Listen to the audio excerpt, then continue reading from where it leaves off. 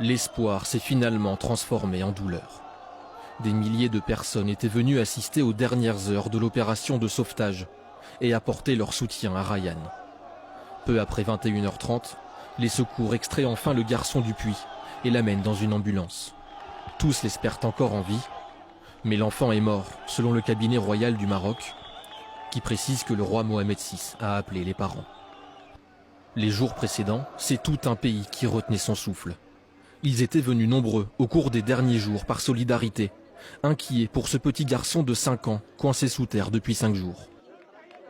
Nous espérons que Ryan, le fils de tout un peuple, soit sauvé et qu'il retrouve ses parents sains et saufs.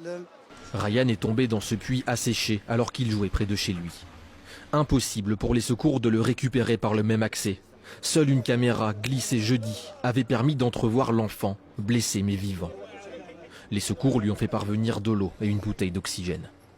5 jours d'attente à 32 mètres de profondeur dans un trou de 45 cm de large.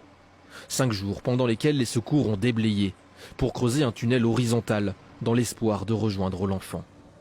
Nous espérons l'atteindre sans problème. L'opération est menée avec prudence. À l'intérieur, il y a 11 ouvriers, des techniciens. Il n'est pas possible de creuser vite et fort à cause des fissures dans le sol. Les secours sont entrés cet après-midi dans ce tunnel, consolidé pour éviter les éboulements. Les derniers mètres ont été forés méticuleusement à la main. En vain, le petit garçon est décédé.